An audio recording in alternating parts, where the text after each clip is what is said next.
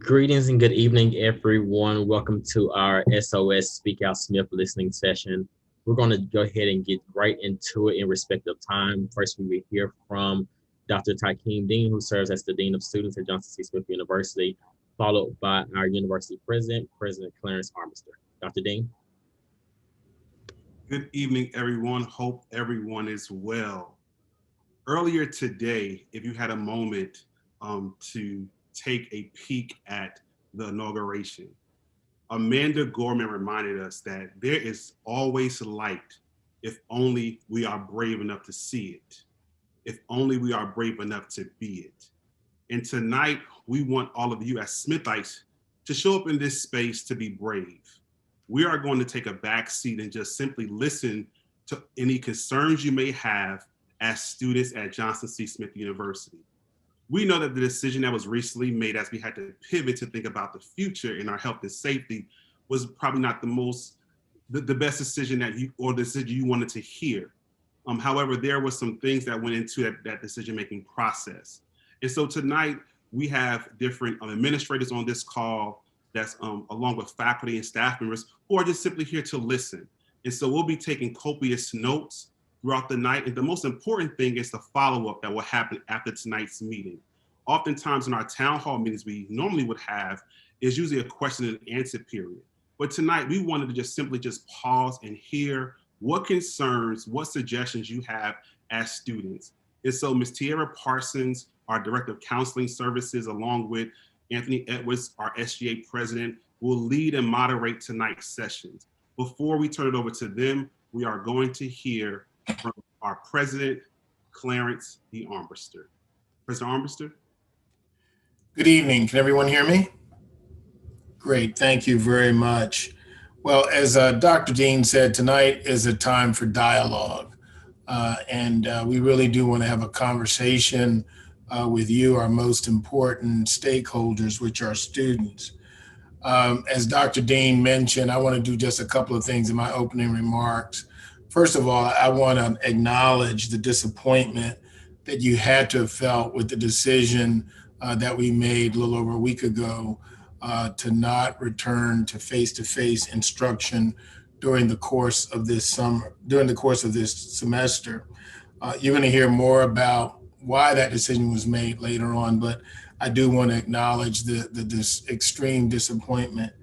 I also want to acknowledge, though, and you should know, those who work very, very hard to try to prepare the campus for us, and that is the entire reopening team, which was ably led by Vice President McAllister and Dr. Davita Haywood, with a lot of help from a lot of people. I kind of named those two, but they will clearly acknowledge that there was a lot of help and there was a lot of work put into trying to get prepared for you to come back. Again, as I mentioned, we'll talk a little bit more about the reasons why. But the one thing I did want to explain, I know, is the timing of the decision from our perspective. Some people may have thought that it was, Johnny come lately, we could have made it earlier. But we did everything we could, at least humanly possible, to try to hold off on making a decision. As people often talk about this pandemic, they often say, whether it's the NBA, whether it's the NFL, that COVID-19 is going to dictate your actions. So you try to evaluate and look at those actions as best you can. But we wanted to make a decision early enough so that we wouldn't catch people en route, late planning stages, and we had committed to try to make a decision by that first week of school. So we wanted to let people know if we weren't going to be coming back face to face so that you can make other arrangements. And we'd already made one modification in the schedule to try to get over that hump. But as you'll hear more and more things here, if you're not here in Charlotte, the contagion levels are still relatively high compared to other places. You're going to hear from many of my colleagues tonight, as Dr. Dean mentioned, who are going to go into a lot of detail about the decisions. But I want to assure you, as I sit here, we are all prepared. Those administrators and staff who are on this call are prepared to try to make sure we improve the student experience as much as we can for the spring 21. We're always looking to improve. So that's one of the reasons why we want to have the call tonight. We want to answer your questions that you may have about financial aid, anything else. And quite frankly, we're here, as Dr. Dean said, to really listen to you tonight so that we can improve upon the experience that you have and make sure that you continue to be a golden bull. This decision was not done lightly. We were all disappointed in it, but in hindsight, when you hear about some of the reasons why, we still feel it for Johnson C. Smith University, and I know there are other institutions who may be going back to campus, but for Johnson C. Smith, in conversation with the board and the senior administration, we think it was the best decision in the interest of the long-term health of not only Johnson C. Smith University, but quite frankly, of our community. I did an interview yesterday in which I talked about not only the interests of our community, because we all know that this virus has a disproportionate adverse effect on people of color. And when you think about bringing that many of you back to our community, which is a community significantly made up of members of people of color, that was certainly another factor that went into the decision. So with that, I'm going to stop talking. I'm going to turn it over to our able moderators, Tierra Parsons and your SGA president, Anthony Edwards. And I just want to commend Anthony for his participation. He represented you well on the board. It was very vocal in expressing the concerns of students, and quite frankly, one of the reasons why we're having the conversation tonight, to really gather more of those concerns because of his staunch advocacy on your behalf. So Ms. Parsons and Mr. Edwards, I'll turn it over to you unless it's back to you, Mr. Dorsey. Actually back to me. Thank you, President. Oh, sorry, Dean. Back to you. Fine, you're fine. I was remiss and I did not acknowledge my colleagues who are here tonight. So students and parents, you have an idea of who's on the call. Colleagues, I'm just going to introduce you. And if I forget to introduce you, just put it in the chat. I'm going off of who I see and quickly can see in the participant list. And so, of course, we've introduced our university president. We are also joined here this evening by Dr. Davida L. Haywood, who is our Vice President for Student Affairs. I do see Dr. Karen D. Morgan is our Senior Vice President for Academic Affairs. Dr. Rhonda Moses is joined with us this evening. She is our Associate Vice President of Enrollment Management. That is a newer division at the institution. And so that comprises of the Registrar's Office, Admissions and Financial Aid. We have Mr. Greg Petsky, who is our CFO and Vice President for Business and Finance. And the business office operates under that division. We have Dr. Diane Bowles, who is our Vice President for Government and Sponsored Programs. We have Tammy Simmons, who's our Vice President for University Advancement. And so when you think about advancement, think about alumni relations and our corporate partners. We have Ms. Latrell McAllister, who's our Vice President for Administrative Services and our Chief Human Resources Officer. Our campus police serves under that division. I then see Dr. Cindy Kistenberg, who is the faculty member as well as an advisor in the College of Arts and Letters. I see Dr. Cheryl Curtis, who is our Director of Educational Enhancement Services. Coming around, I see Ms. Sherry Belfield, our Director of University Communications and Marketing. Dr. Jennifer Lee, who is our Director of the HealthPlex. I see on the participant list, Mr. Terry McPherson, who's our Director of Residence Life. And any other colleagues who's on and their camera's not on, if you can just put your name and your position in the chat so that we know that you are here. One important person, Nurse Jones. I'm sorry, Nurse Marion Jones, who's our Director of our Student Health Center, is joining us this evening as well. And one of your moderators for the evening is Ms. Tierra Parsons, who is Director of Counseling Services. Ms. Keisha Wilson is with us this evening, our University Registrar. anyone else I may have? Dr. McLean, I see. Dr. Laura Costa McLean is our Associate Vice President of Academic Affairs. She's joining us this evening. Ms. Sharika Stroud is one of our professional counselors in the Counseling Center. So we have a plethora of individuals who are here to listen to you, to engage with you as students, and also our parents. I see that Ms. Sierra Razor, our student conduct coordinator, is here as well. All right, so I'm going to turn it over to Ms. Parsons and SGA President Edwards to take us through the evening. Thank you so much. All right, awesome. Can everybody hear me okay? Just a quick thumbs up. Okay, perfect. So take a moment to breathe, everyone. Just take a moment. Let's breathe. All righty. My name's Tiara Parsons. I'm Director of Counseling. I'm one of your co-moderators. I'm joined with, you can go and introduce yourself. I'm Anthony Edwards. I'm your SGA President for the 2020-21 year.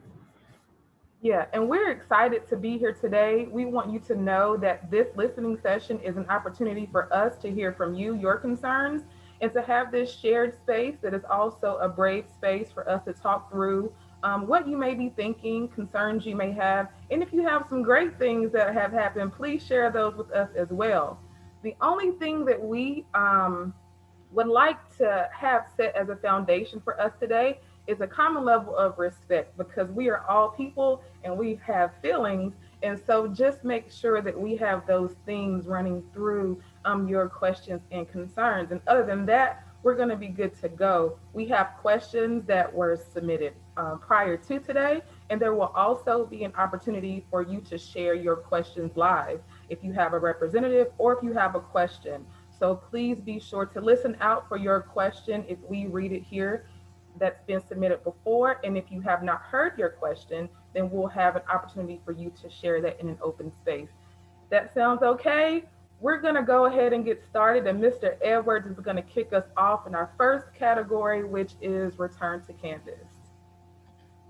So one of the general questions that many people were asked were the decision not returning to campus. So what are some of the factors that kind of led the school to not return?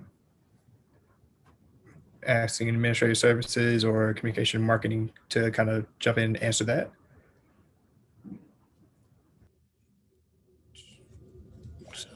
I can start, and then we can have others to join.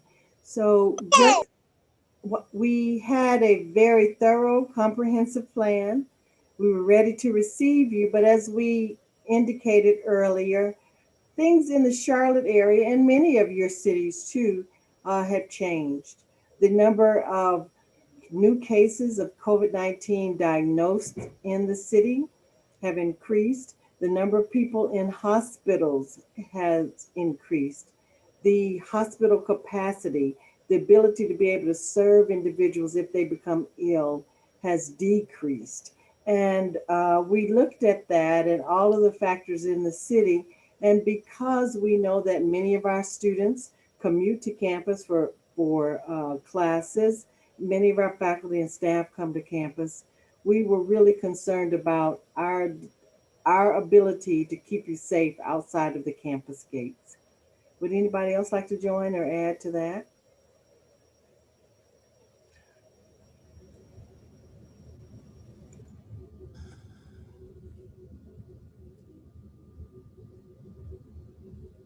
The only thing I would just note, Ms. McAllister, is that ironically, the day after we made our announcement about not returning to campus, here in Mecklenburg County, which, as you know, is the county in which we sit, the health commissioner sent out an order the next day, literally basically shutting the city down.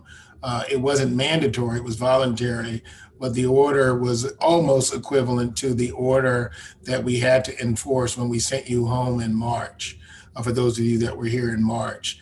It wasn't mandatory, but basically they said the level of contagion had reached the point where they really encouraged everybody, if you really didn't have to be out and about, to stay home, to make sure you didn't get in any large crowds, and to really practice very, very cautiously the 3 W's that we talked about. So it was not lost on us, although it was a difficult decision, that external forces outside of John C. Smith were also watching and made, a declaration, at least a declaration, literally the day after. And we did not know that declaration was going to be made when we made our decision. So I think all of the factors that Ms. McAllister mentioned, plus, the external factors were all important in us making that very, very difficult decision. And the only other thing I will say is that, we made this decision in conjunction with our board. We talked to you and said to you in writing that when the pandemic hit back in March, and as we were going to come to these difficult decisions, we made these decisions in constant contact with the board. And I think Mr. Edwards can attest to that because he sits currently as a member of that board. We developed guiding principles, 7 or 8 guiding principles, the most important of which was the health and safety of our community. And we also talked about the fact that as difficult as it is, we may see others do things differently, but in the long run, we have to think about what's in the best interest of Johnson C. Smith University. So I just wanted to give that flavor to the comments that Ms. McAllister made. Thank you for that. Thank you, President Armbruster and colleagues. And so we're moving to our next category, which is improving the student experience. And I am going to pose this 2-part question, and it's going to lean more to Dr. Karen Morgan and academic affairs. So the question from the students are, what are the chances for pass and fail this semester? And how is the university ensuring that faculty are addressing student concerns? Thank you, Ms. Parsons. Once again, good evening, everyone. So one of the things that we are looking at, I have charged our educational policy committee to make recommendations on a policy for credit, no credit, which will be university-wide, not just apply to the spring semester, but to even look at that policy as we will make it such that it's retroactive. Students, you may decide to use some of those credits, a total number of credits for the time that you're at the institution. You may decide to use some of those credits from fall 2020 semester, as well as some of those credits for spring 2021. And because we heard your concerns from last semester, although it was at the very end of fall 2020, we certainly are taking that into consideration as we look at a policy for, as I stated, for all of the students, not just applying it to spring 2021, but giving you an opportunity to take a certain number of credits and apply the credit, no credit option for the time frame that you're at the institution. And that's one component.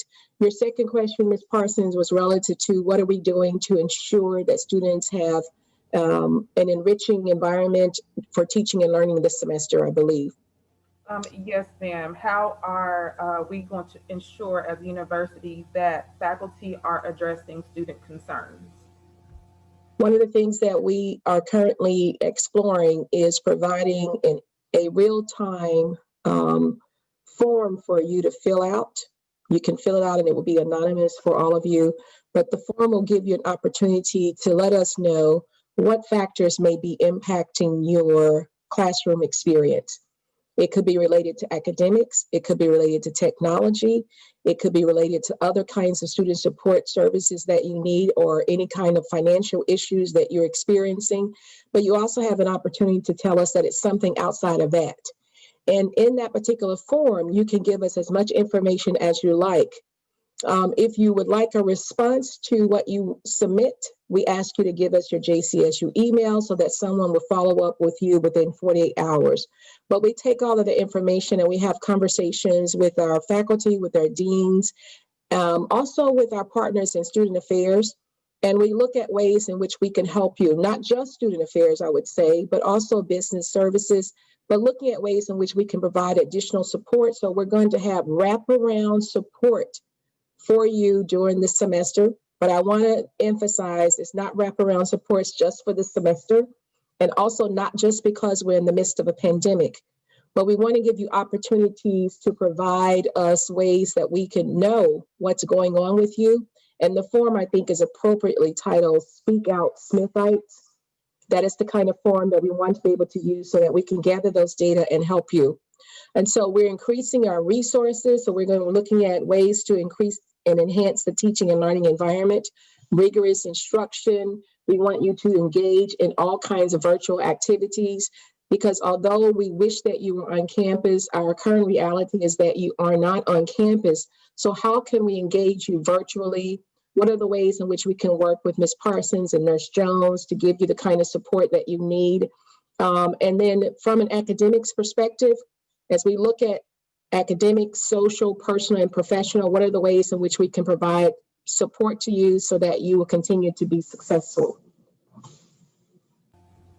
Thank you, Dr. Morgan. Anthony? This is a question for Dr. Haywood and Dr. Dean, and more of the terms of more of the student engagement aspects.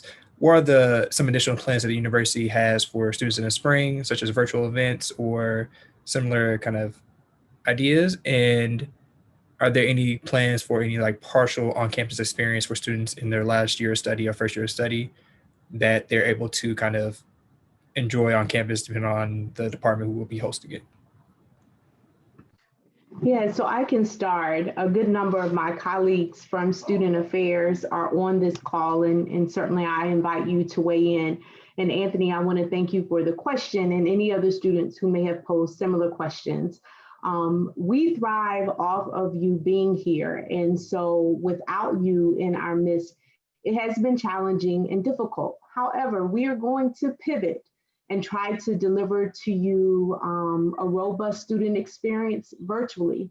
And it's going to take all of us to sort of stretch our minds to be a little bit more creative in how we receive that information.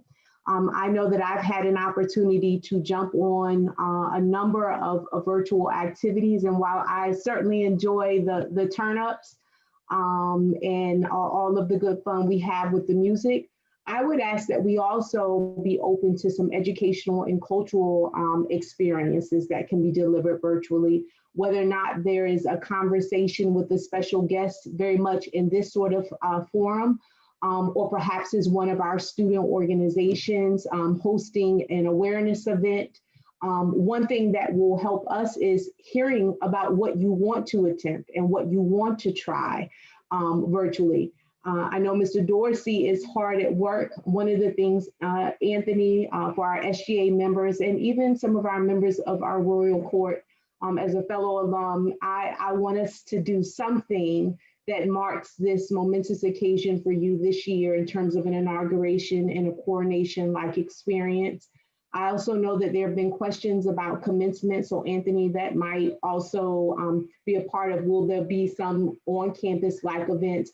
I think we are weighing all of our options at this very moment. But at the end of the day, I want to echo what my colleagues have said. Your safety and health and well-being is our paramount priority at the moment. And whether or not that means that we all have to be away from each other just a tad bit longer so that when we are able to come back together, we can do so in a manner that you're safe, we're safe, and the entire community is safe. So I'm going to yield there, but I will say to our students who are on the call, if you have some immediate ideas, if you've seen what other institutions are doing, please drop them in the chat box. A number of us are taking notes. We'll take that information back and try to make those things happen. So I'll yield to Dr. Dean and any of my other colleagues who are responsible for programming within Student Affairs. I think to add to what Dr. Haywood mentioned, and I was going to say something very similar to the end of her comments, is that, we really want to hear from all of you as students of what you want to see. And so I know the Office of Student Leadership and Engagement and the other offices, the Counseling Center, the Healthplex, Student Health Center, Residence Life, had to pivot and think about programs differently. I know in the conversation with Mr. Dorsey and Mr. Tate earlier today, we were talking about how do we now take the programs that were being planned and make them virtual, but wanting to hear from you. So please, students, get in touch with those offices or drop those ideas in the chat so that the offices, as they're planning their programs to move forward virtually for the spring, they're having you in mind and hearing directly from you. And don't forget, JABAC, our Golden Bulls Activities Committee, is still looking for students to be a part of their committee to help plan virtual programming and engagement opportunities for the spring semester. Thank you, Dr. Dean. Appreciate that response. And we're still in the category of student experience. And so my next question links to student leadership and engagement and our dean of students. The question for my students is, what are the plans for membership intake for Greek organizations since this semester is virtual?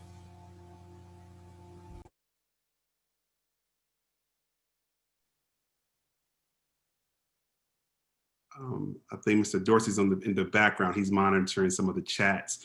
And so we had to make a tough decision. We had to make a tough decision regarding Greek life intake. And so we are going to forego Greek life intake for the spring semester. Many of us at the institution have a lot to manage and juggle as we continue to work through this pandemic, as well as all of you as students. And so we're going to suspend Greek life intake, and it's no one's fault that we're suspending it. It's nothing someone did. It's just that with so much going on, we really want students to focus on their academics and, more importantly, being safe. Right now, we know that some organizations are allowing for virtual intake processes, but as an institution, we're still learning the virtual experience as well, as many of you are learning it and managing through it. And so we will be meeting with advisors in the coming weeks to talk about how do we revitalize the Greek Life program at Johnson C. Smith University. We're doing fairly good, but we want to be better at what we do and what we offer in the Greek Life experience. And so advisors and also organizations will be hearing from us in the next couple of weeks regarding how do we move forward with Greek life, but there will be no intake for the spring 2021 semester, unfortunately.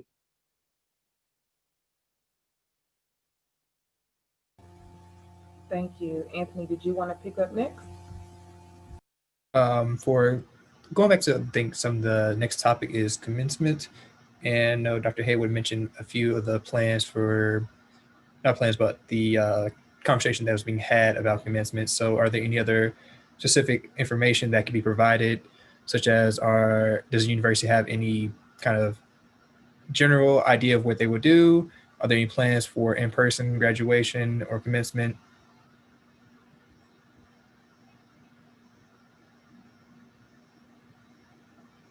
Anthony, I would thank you for the question. I would add that we are having conversations about doing something similar to what we did. I think this was in May of last year, where there was a drive around and the president was there to greet our students who were graduating and give them their diplomas. So that's one option. We're also discussing whether it's feasible to have students actually being socially distanced and walking across a stage, whether it be a staged stage, no pun intended, to where we can congratulate them and say how happy we are, still being socially distanced. We've seen other institutions and looking at other models and what they've been doing. We just have to make sure that we're able to do so and working, whether it will still be in Bojangles Coliseum or not.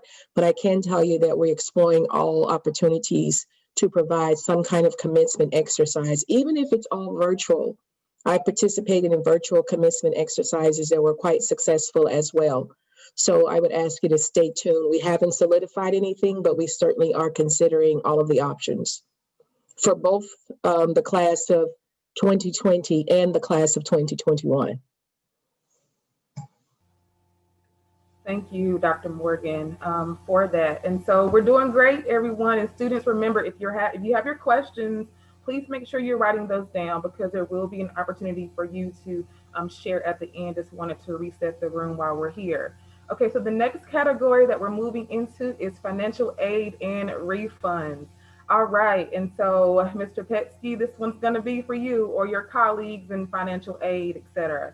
So the first question is, why are most of the scholarships and awards being changed or applied in an inconsistent manner? Well, I'll defer that to Dr. Moses. She's the head of the enrollment group, and I think she can address that one. Definitely. Well, good evening, everyone. I hope you can hear me okay. What I want to point out is that there are some scholarships that students receive that need to be adjusted according to the cost of attendance at the university. So as scholarships come in, my financial aid team works to looking at your package as a whole and determine whether or not we can do one of things of reducing your loan so that you're not incurring so much debt, and then applying those scholarships to your account, but also ensuring that you're not exceeding the cost of attendance.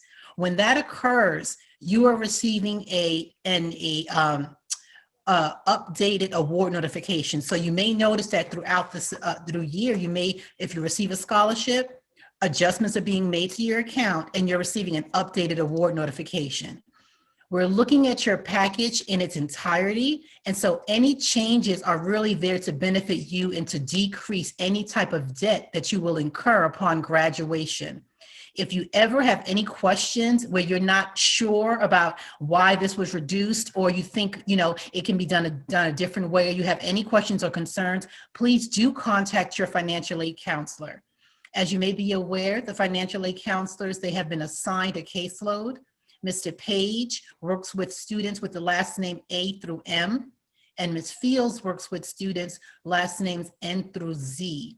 You can email financialaid@jcsu.edu and someone will get back to you. But the changes in your financial aid package is to ensure that you're getting the best package possible and also to reduce any type of debt you may incur.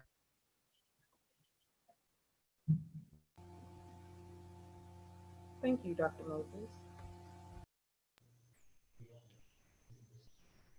I will try and address the refund question. Once the financial aid comes over to student accounts, it's applied to the account. Once that aid is applied, we have 14 days to get that rebate to you. And sometimes, like Dr. Moses talking, things are changing, different aids coming in and things like that. So that's always makes it a moving target. So we're trying to get these refunds out as quickly as we can. But once again, it's dependent on financial aid. It comes over, applied to the account, and then we cut the check. And if I may add something else, Mr. Petsky, also there are some awards that you cannot receive a refund on or reimbursement on. And so depending upon the type of aid you receive, we have to go according to the standards or policies of that given funding source. And so in some instances, we just make the adjustments so that you're getting reimbursement on the correct aid type. But once again, please contact your financial aid counselor if you have any questions at all, and they can go through step by step what is being done. Thank you, Dr. Moses.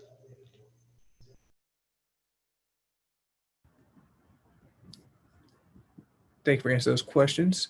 So students are asking, are there any plans to reimburse students who have created any financial obligations contingent on return to campus this spring, such as ordering flights or other similar things, such as like flights or storage lockers for those who won't be returning in the fall?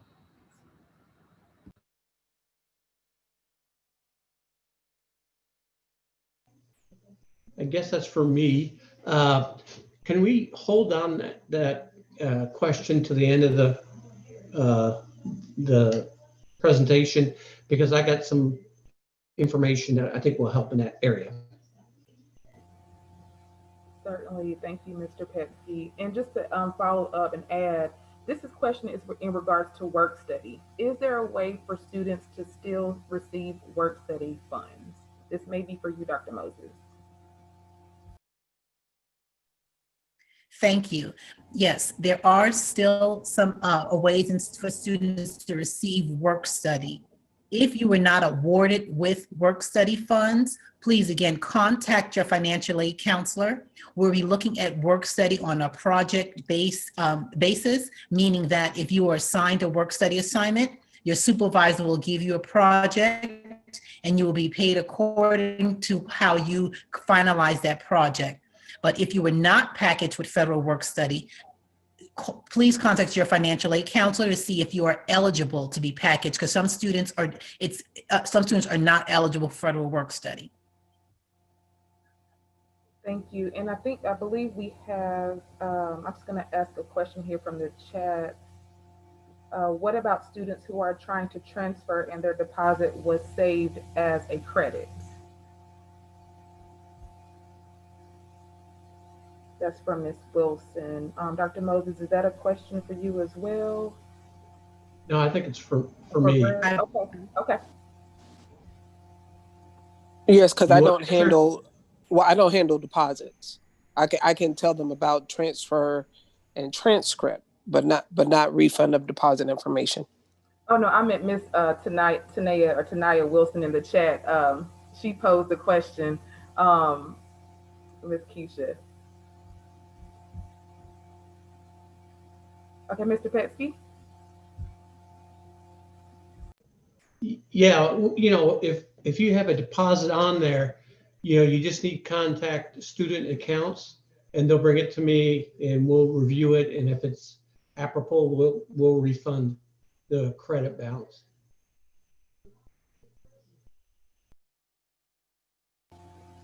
Okay, Anthony.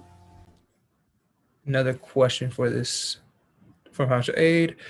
Is it possible if it's possible to return to campus or get temporary accommodation if you are on a James B. Duke scholarship or a similar scholarship with the promise for housing payments as part of the scholarship package?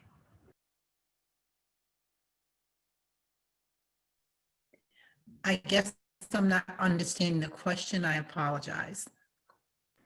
Can you repeat it? I believe the question was asking, so for scholarships that are considered full rise, covering, I think, housing, tuition, and other things, and incidentals, are there, temporary accommodation if you're on those type of scholarships? I know that you mentioned how the difference in the applicable funds, are those students are able to either apply or give reasons such that the school can pay for, temporary accommodation in regards to housing?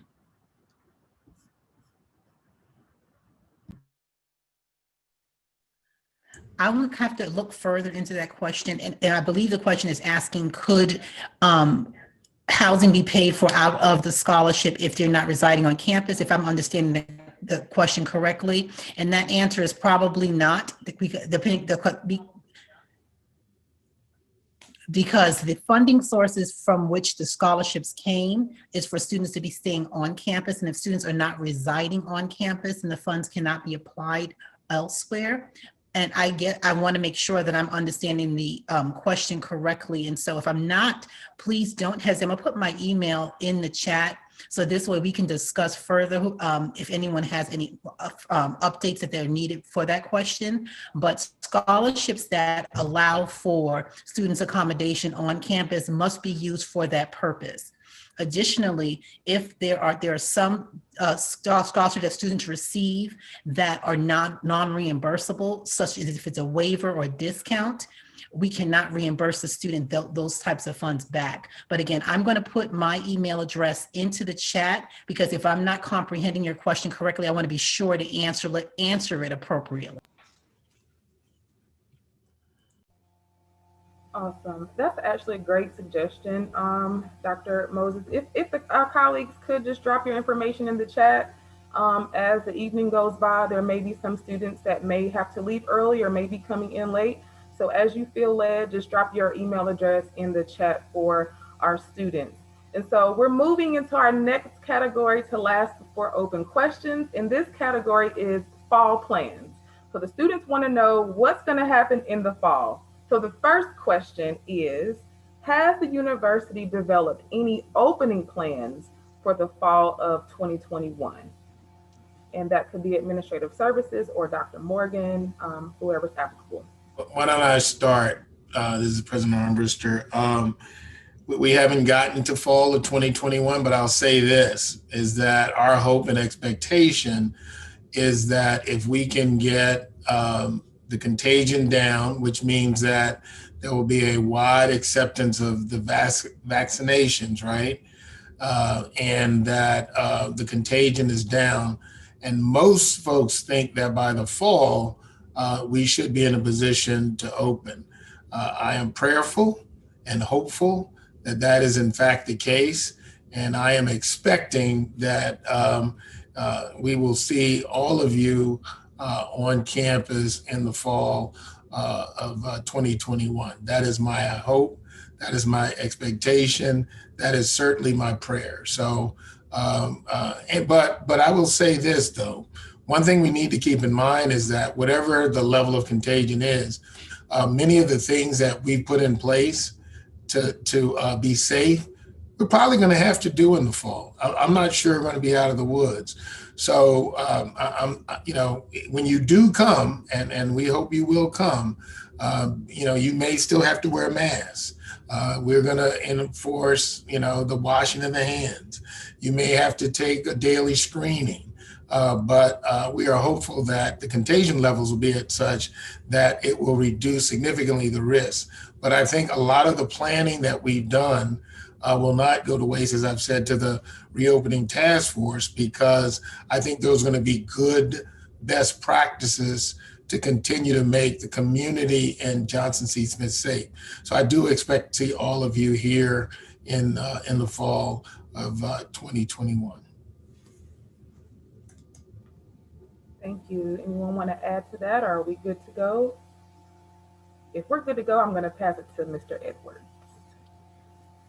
Thank you. So one of the questions were for if the vaccine is available for students and they have reasonable access to it, are they required to take it before attending in the fall?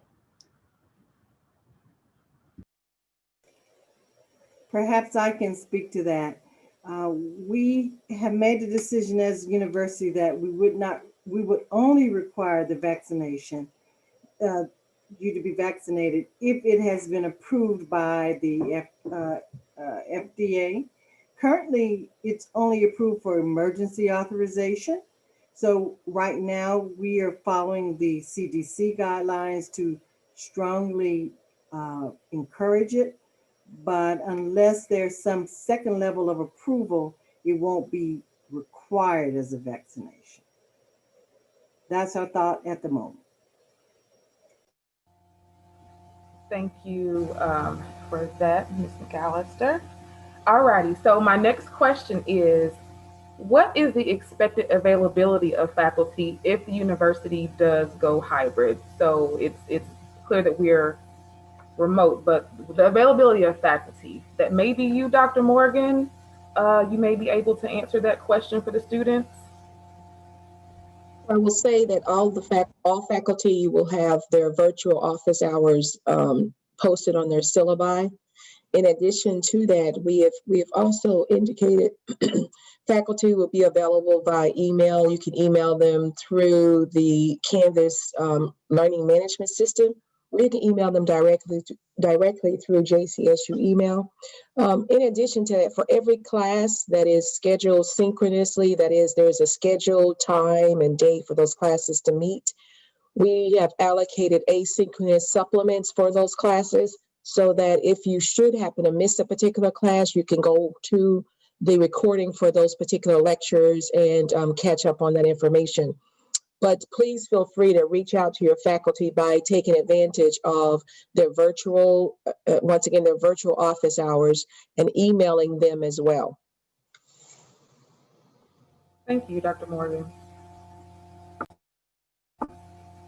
And Anthony, I believe you have the last pre-question. So the question is, will there be a homecoming if we are on campus? That may be for you, Dr. Haywood. I'll jump in and certainly welcome feedback. I agree with President Armbruster. If we can get this virus under control, I've said to him and VP Pesky, we're going to have to go above and beyond. It's going to have to be a GOAT homecoming for real. only because we know that many of you missed that experience, in particular our brand new Golden Bulls, and even for our seniors. And homecoming is what the name says, it's an opportunity to come home and celebrate. And so I will be honest, at this very moment, I'm going to be selfish in saying that I hope the virus is under control, because we need to have homecoming. So that's my selfish plug, if that helps.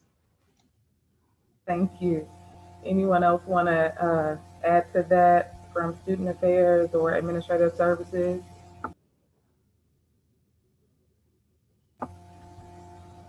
Well, if not, I believe you answered that, Dr. Haywood. So this is the most, oh, someone. We just all feel the same. We Okay. echo Dr. Haywood's comments, yes. Absolutely. Definitely. Well, thank you for sharing. This is the moment that our students have been waiting for, an opportunity for you to share your questions openly. Just remember, our one house norm is just to make sure that you communicate with respect, and then we'll be all good to go. And we have a one mic, so everybody has an opportunity to share. So I believe if we have the hand raising feature, or if not, we trust that you all will be able to ping in and ask your question. Are there any student leaders or class leaders that would like to kind of start with your question? Please unmute yourself and ask your question, and then mute your mic again to await a response. I think Nadia said she had questions from her class. All right, Nadia Johnson, the floor is yours, ma'am. Hi, everyone. My name is Nadia Johnson. I'm junior class president for the fall 2020 and spring 2021 semester. I created an anonymous input form for my class, and it was kind of open to the public, so I'm not really sure if people from other classes put them in or whatnot, but I know that I made this available for them because not everyone was comfortable with putting their names on those forms where, reading these questions. So there's only four, so it should be fairly quickly. And some of them are kind of repeating what you already went over, but I also gave a chance for feedback just in case, I know these are mainly questions, so this is feedback. So the first one it was about possibly pledging fraternity. It was kind of hard to read, but basically they were asking about Greek life or whatnot. And the feedback they wanted to share was that they understand the circumstance of being virtual, but wish you all would consider students having this normal experience, joining groups, fraternities and sororities, and that they also said that they're not satisfied with the decision of turning it over to completely virtual.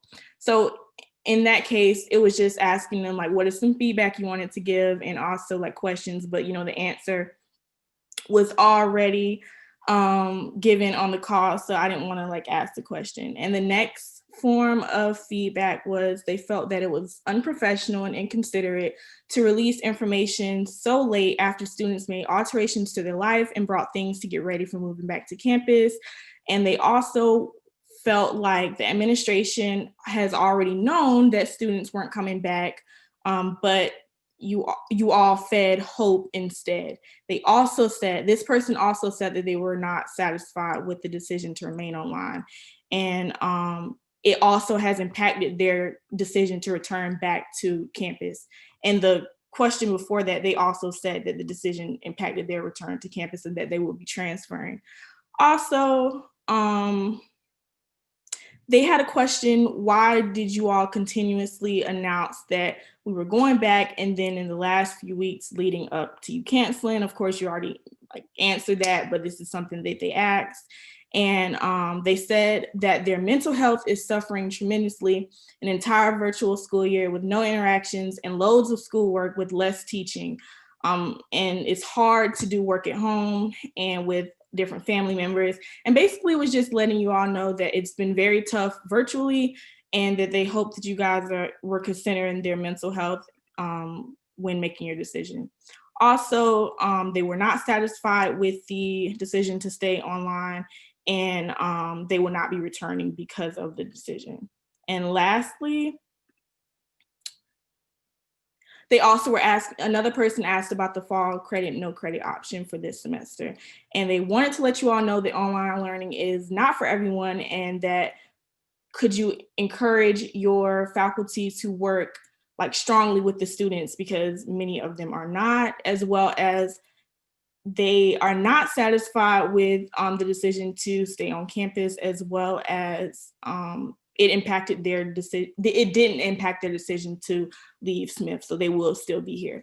So these are just some forms that I received on the anonymous input form, and people were very vocal, and I kind of summarized it to the best that I could. So that is the feedback, questions, comments, concerns, and stuff that the class of 2022 and whoever else submitted when it came to the form. So, Ms. Parsons, could I respond to at least one point that Nadia made? First of all, I want to commend you, Nadia, for taking the initiative to do that. The feedback is welcome. I am really heartened by your efforts, disheartened by the announced transfers. But I do want to assure you of one thing, that our motives were true. We really had not made a decision.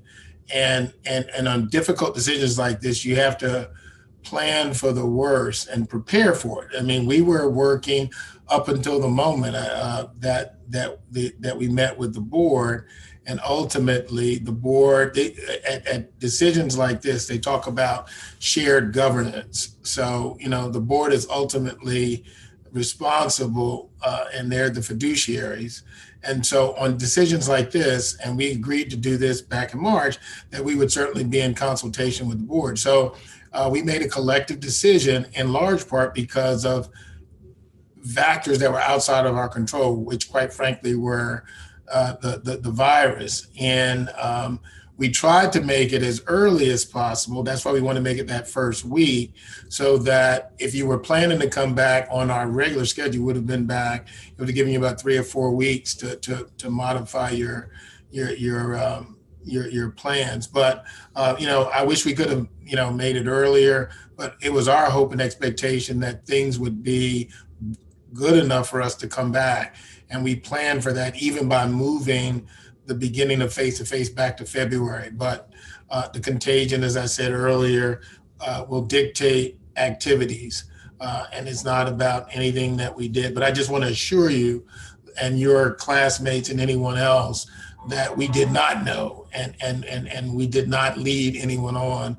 We were working up until the moment that a decision was made to try to do everything we could within our control, and again, the contagion we couldn't control, to make sure that we had a responsible and safe plan for you to return to. So, I hope those folks who indicated they would transfer would reconsider, but I certainly understand, as I said when I began my comments, about the disappointment. So, but again, thank you for the initiative, and really appreciate you getting that feedback to us. Definitely great leadership on Hey, that. this is Sharika. Tiara, I could speak on like just their mental health, what the students were speaking on. Over at the counseling center, we are there for all students, just to address concerns that they may be having regarding their mental health. We also have the Smith I Care website where you can go up 24 hours a day and speak to a mental health counselor. If you need that, you can just call and reach out to us, and we will set you up with an appointment with a counselor, whether it's myself or Ms. Tiara Parsons. So it's just to help students, whether you need someone to speak to, whether you need help just sorting out being at home, COVID issues, academic issues, how to relate to a professor and have them understand what you're dealing with at that moment. We can even help you with outside resources within your community. We can help you research those things just to help you and make sure you have a stable mental health as you proceed on this journey, whether you're off campus or on campus. This is Dr. Cheryl Curtis, and if I could interject, I'm also here. My job is to connect students to resources. And sometimes it's just having that Zoom call to really say, I'm overwhelmed. And what do I do about all things? And so I connect you to those places on campus and off campus, regardless of if you're in North Carolina or in another state, because we want to make sure you stay. You chose Johnson C. Smith University for a reason. And sometimes when you look at right now, we're frustrated, we're overwhelmed. We all want to be out of this pandemic. And so it may look on the surface like you've been betrayed. But if we dig a little deeper, we may find that, again, like when they talked about Greek life, well, there are a lot of sororities and fraternities that by their bylaws, you can't do it online. You can't go on campus and do it anyway. So even if Johnson C. Smith University said, yes, we're going to have a membership intake, there are certain sororities and fraternities that says, no, you cannot do it unless you do it virtually. So that makes it difficult for all people. So instead of, being frustrated and upset and thinking that you've been betrayed by this university, reach out to someone, not just your friends. We are your friends, but reach out to us and ask us questions, and we'll get you the support and give you the guidance and help get you connected with the people that will get you those answers that are not just you sitting talking with your friends and having presuppositions, but actually having factual information about why the university is doing some of the things that it's doing, and understand that everything that we do is in your best interest, and we're here to support you. Reach out to us. My email is in the chat. You could call me. You can set up a Zoom meeting. I'm here. And because I've been doing this for a long time, it doesn't have to be within the normal 8 to 5 business. If you want to have a Zoom at 10 o'clock at night, because that's when you're free, let's do that. So folks, don't walk away until you have all the answers and you've spoken to everyone who can provide some support. Thank you. And Ms. Parsons, one of the things I like to make sure the students understand is that the university did not make this decision to continue online in a vacuum. We heard from many of the students, many of the parents, after the Thanksgiving holidays, when the virus began to increase, the numbers of positive cases began to increase all over the country. We heard from parents. We heard from more students asking to be in the white cohort. We heard from faculty members with concerns about being out and about, and because of some of their vulnerabilities. So we listened to a number of voices in making this decision. So we did not make it because we didn't think we were up to the challenge. It's just that other people were concerned. I remember one of our calls, we talked to a mother who was from LA who was concerned about putting her son on a plane. So there was growing concern from people in every area, and we had to listen to them. And that's how we came to the tough decision not to remain online. Alistair. Anthony, did you have any other student leaders who wanted to ping in now with their class summary? I have a couple of questions. This is Kennedy Pearson. I'm the sophomore class president, and I had a couple of students contact me about their concerns with this semester. One student asked, why did the school decide to construct a whole, sorry. Why did the school decide to, excuse me.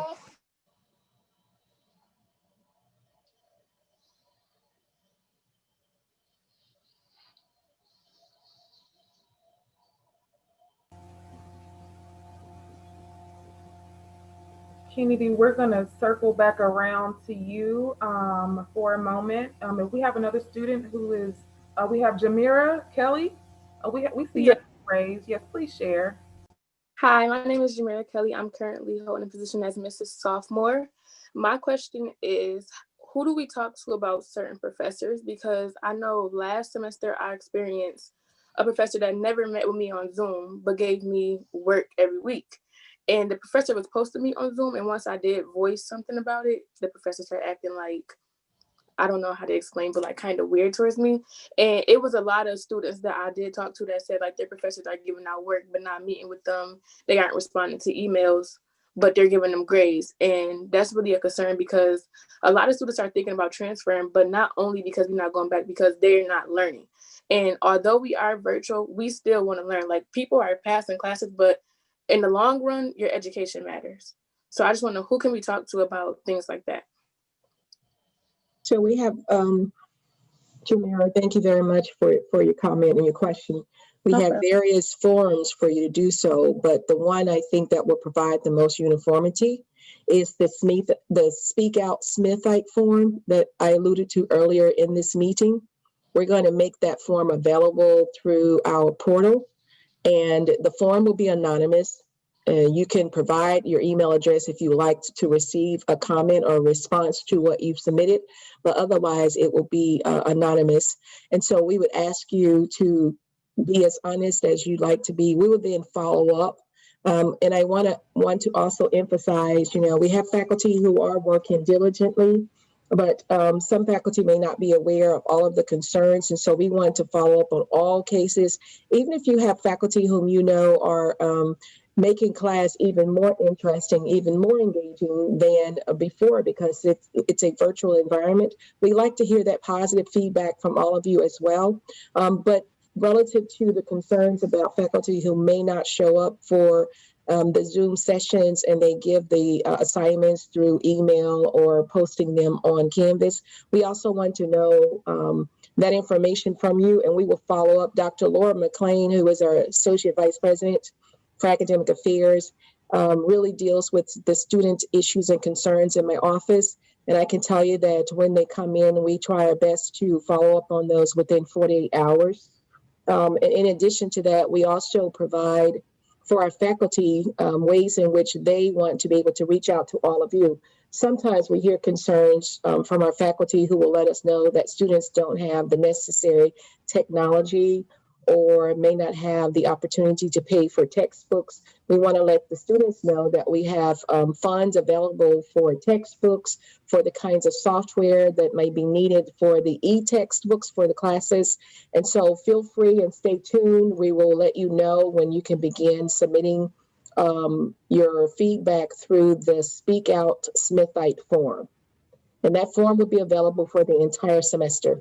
As a matter of fact, the form may be available in ad infinitum, so that you can fill it out whenever you're like. It's not just about the pandemic, but we just like to hear from you and determine ways in which we can enhance the teaching and learning environment for everyone.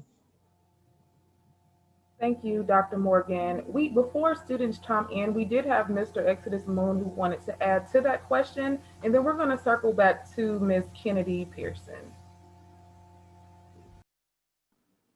Hello, everyone. My name is Exodus Moon. I'm a graduating senior.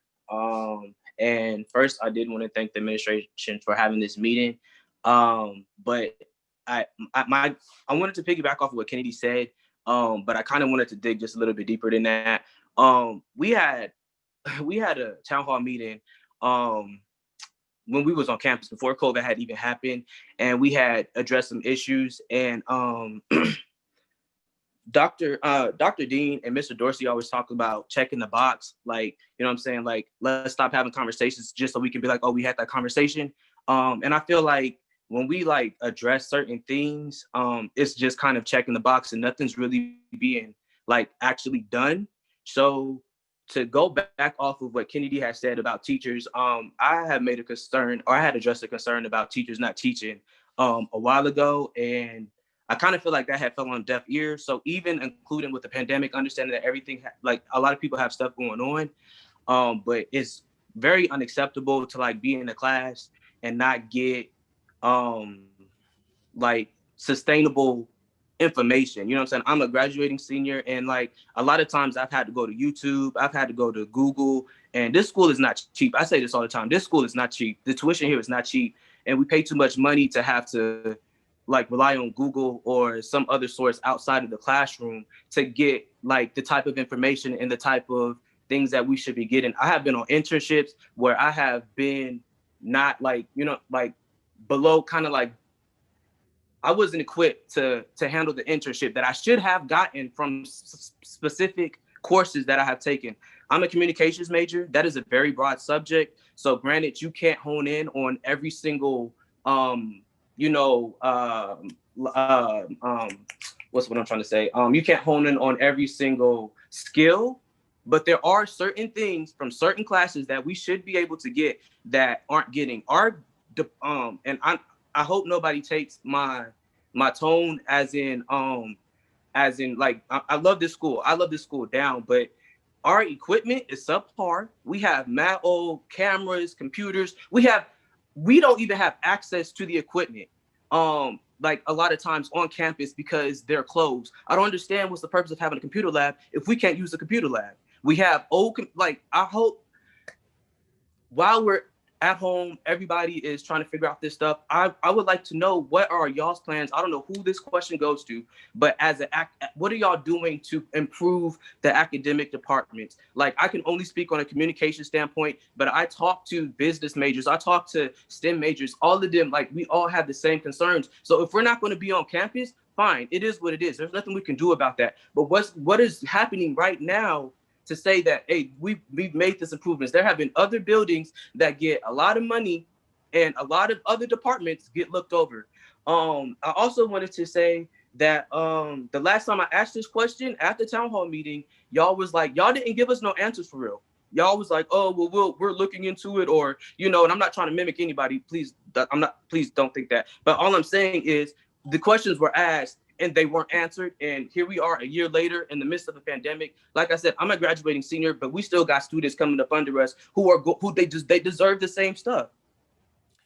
Can I start? And then anybody feel free to jump in. Exodus, great points. And the answer I'm going to try to give you is not one to check off the box. And I'm going to say this with some fear of trepidation. So what you just described about going out to an internship and not feeling as prepared as you should is something that has been gnawing at me since I got here, which is that, many of our students are prepared. Many of you get great instruction and things like that, but we have not done a great job in doing it for every student. There's no reason that any student who comes to Johnson C. Smith, who pays the tuition that you're talking about paying, should leave here feeling inadequate to anyone at any time. So, having said that, and notwithstanding the pandemic, and we've continued this work, we have been working to try to address that. It is not complete, but we've made significant progress. And that goes to some strategic planning we're doing. But forget about the strategic planning. What we're focusing on is trying to enhance the quality of the experience that every student who comes to Johnson C. Smith has, particularly in what you said. And it reflects on the fact that we need to create these much more intensive advising pathways for you to help you better figure out, what you want to do. Make sure that that's incorporated into the curriculum and hold ourselves, but faculty, staff, and students accountable for the delivery of that instruction.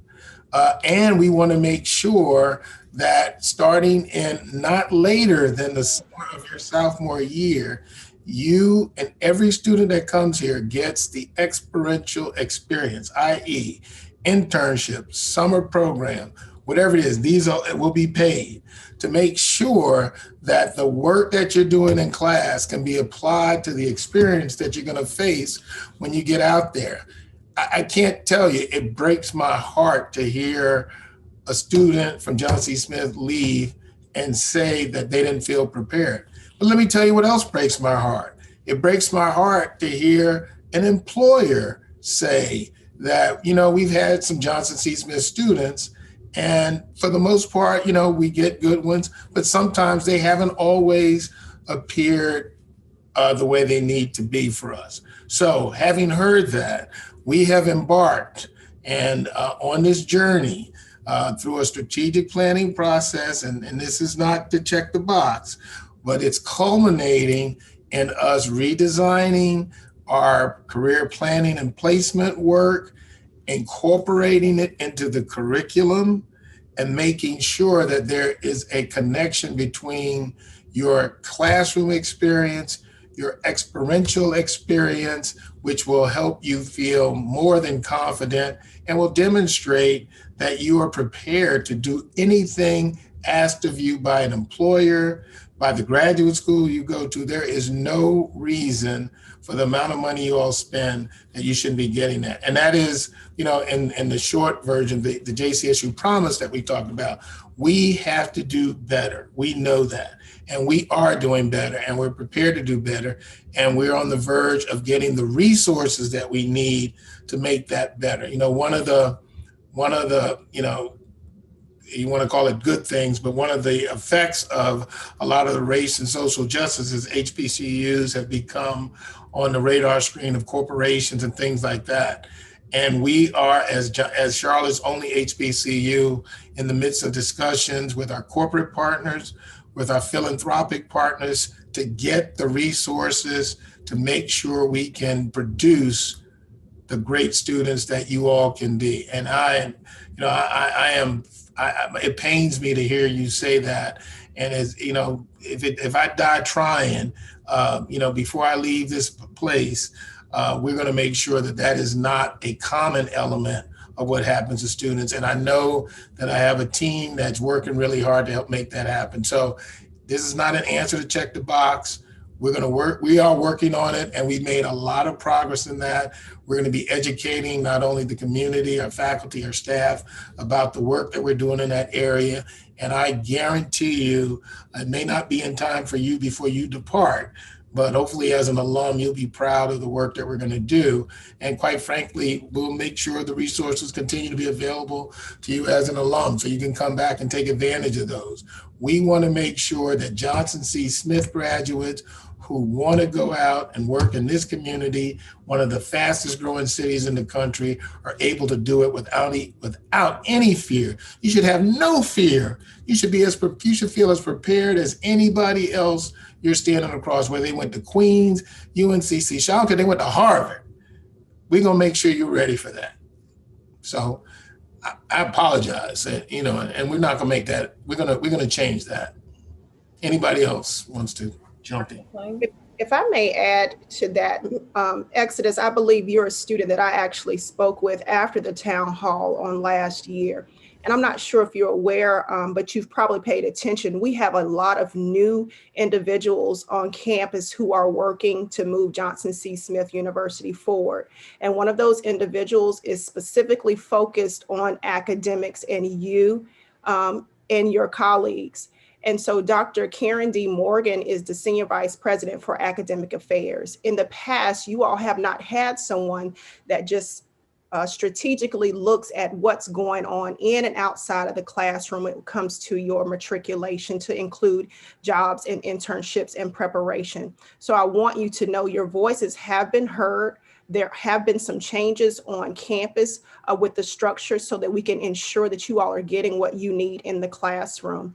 And as President Armbruster has alluded to, we have a lot of conversations going on at this time, to include myself, where we are working to build you all opportunities for internships that actually align, of course, with your courses and additional courses. We know that some majors already have internship opportunities, and we are looking for opportunities for every Johnson C. Smith University to have internship opportunities, but not just internship opportunities, those opportunities that may afford you an opportunity to actually be employed with those particular partnerships. So please know, I believe you and I may have met outside of Metropolitan College one day and engaged in conversation. Those conversations have been heard, and there is forward movement, though it may look a little bit slow. There are a lot of changes and transitions that are occurring. We do hear you.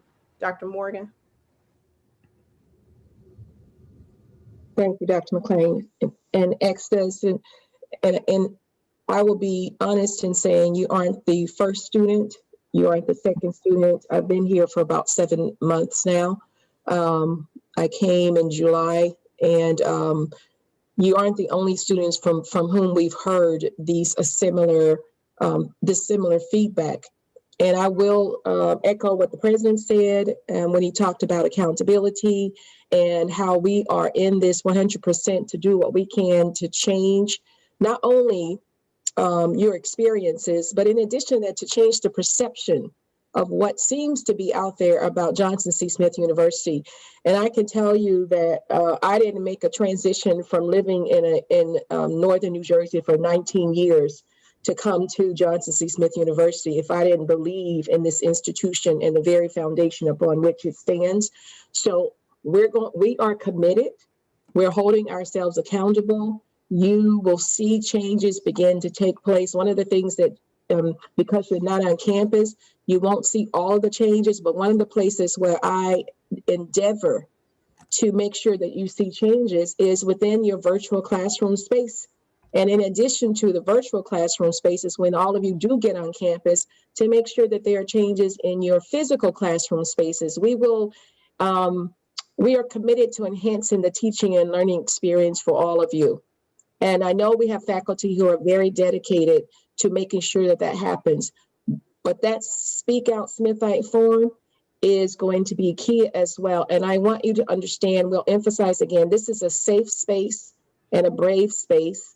And so your voices are important to us. And I've heard from teacher advisors and others who say, yes, these are the stories that we've been hearing from our students for a while now. And I just want to say that is unacceptable. Absolutely unacceptable. And so we are doing something about it. Right. But thank you for being brave. Yeah, if I could just say one last thing on that, Exodus, and the SOS form that Dr. Morgan has talked about is really important. Another really important thing that you can do as the most important stakeholders in this institution, because you're our customers, is, and I said this previously on a conversation I had with student leaders and probably another, at the end of a semester, you have an opportunity to evaluate your faculty. You have a great opportunity to control the destiny of what happens to faculty. Believe it or not, you may not believe it. Those are really, really important. They are compiled and they go into decisions regarding promotions with faculty. They go in decisions regarding tenure with faculty. And often, and Dr. Morgan will now get the privilege of reading the files that I used to have to read and making these decisions. The response rate of students in particular classes is very, very low. So in addition to making sure you get real-time adjustments in what you're trying to do, at the end of a semester, take the 10, 15 minutes it takes to fill out that evaluation form and send it in. You're doing yourself a favor, you're doing your colleagues who come behind you a favor, because if there are faculty, and as Dr. Morgan said, most of our faculty here are very, very dedicated, but if there are a few who are not, believe me, it will be reflected in those student evaluations, and it gives us or Dr. Morgan the information that they need to make decisions to try to get improvement, or, at the very worst, not to advance that faculty member up the chain. So please take advantage of that opportunity. Make sure you get the real-time stuff in on the SOS form, but at the end of a semester, take that 15 minutes, encourage your colleagues and your classmates to fill out that form. It is really important. Thank you. Thank you, President Armbruster. Thank you also, Drs. McLean and Dr. Morgan. We are nearing the bottom of the hour. I would like to reset the room for all of our Smithites that just came in. We are here for our 2021 Speak Out Smith listening session. And I would like to acknowledge Mr. and Mrs. Johnson C. Smith University who are in the room. If y'all could just put the clap icon on your screens if they're displayed. I want to make sure that we acknowledge you all. Thank you for your leadership. Our SGA President, Anthony Edwards, is my co-moderator. And so as we near the bottom of the hour, we're going to hear from Kennedy. She represents the sophomore class, followed by Jaleel, who represents the freshman class, and then Raven. They've been waiting for a moment. And so in that order, please share your questions. Good evening, everyone. I apologize for my disruption earlier, My name is Kenny Pearson, and I am sophomore class president. I had a couple of students contact me and ask me, one student asked, why did you guys decide to construct a whole plan for the semester and decided not to go through with it? You guys took time out to construct Zoom meetings, sending out info, etc. And then another part of the question was, did you guys not feel like the things that you implemented on campus would not keep us safe? And another question was, some students have had issues contacting their professors that they don't email back in time, that they take a while. Somebody also asked, some students are having concerns about not being financially cleared, especially with the conditions that they are in. Some students are not, with school and work, they don't have time to do both, and they can't pay off their course and fee statement. So some students were concerned about that.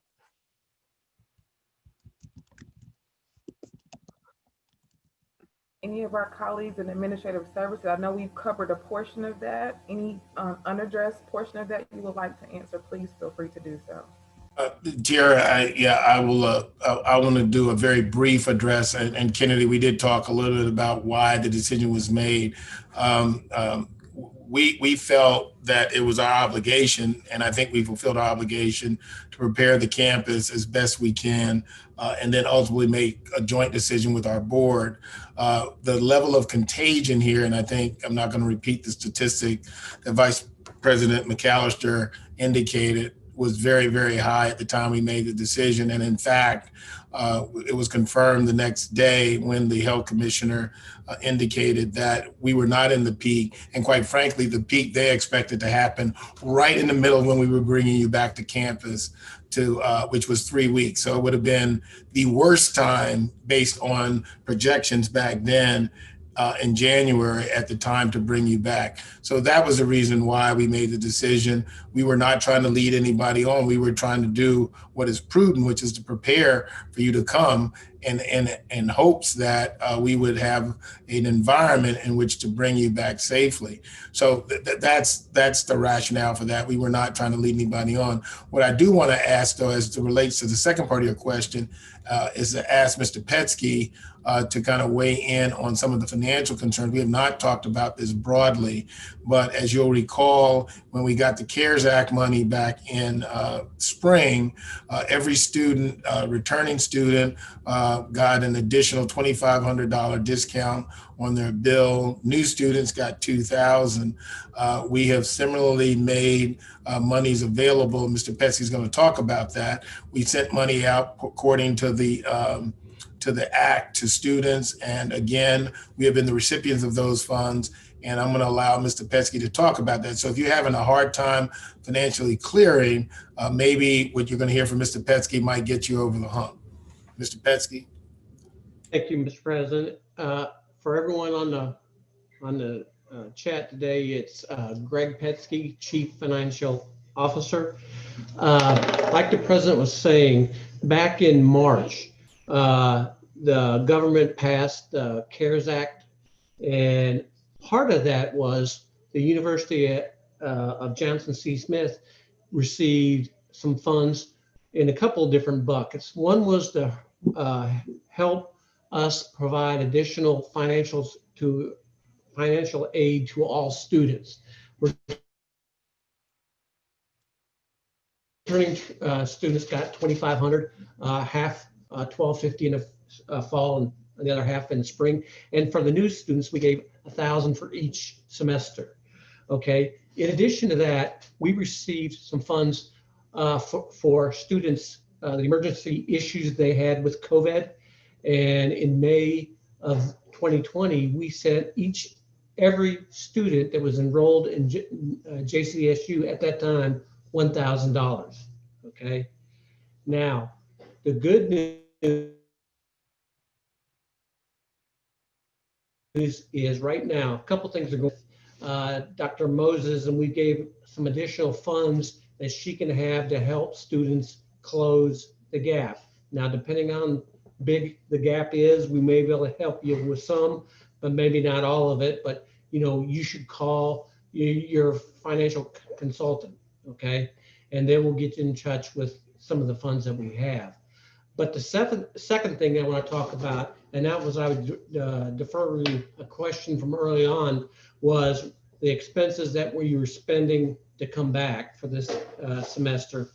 Well, in December, the government passed a second round of CARES Act funds, and the University of JCSU received some more funds to help students with those emergencies.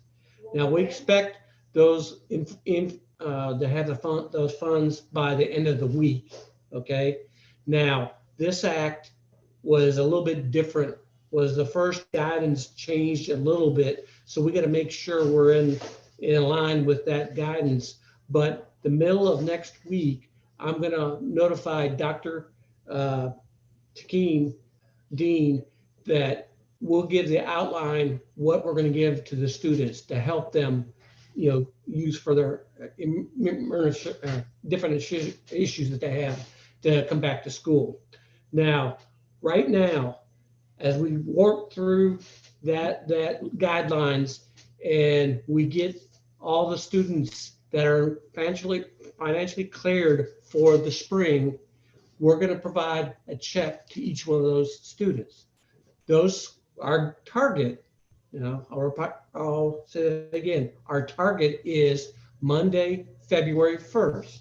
Okay, so middle of next week, you'll understand what we're going to send you, and February 1st, we're going to send those checks out. Now, to help us in that, one thing you could do is to check your address on the student portal. Just make sure that that's correct, okay? Because that's where we're going to send the checks to. And we're hoping that these checks will take care of all the expenses that you kind of came out of the pocket to come back to school and any other thing that you want. You can use that money for anything in connection to come back to school, child care, whatever. But that's important for us. So we're working on that.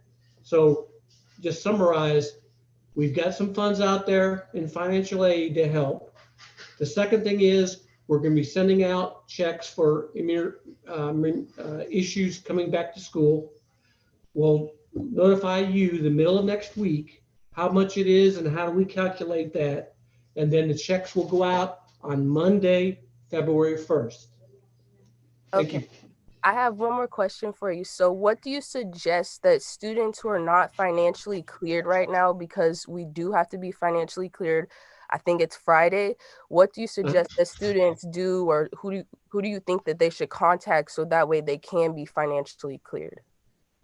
Well, like Dr. Moses said earlier, they should contact their financial aid counselor. Okay. They'll have access to those funds, and they'll do everything they can to possibly help them financial care. Okay, thank you. You're welcome.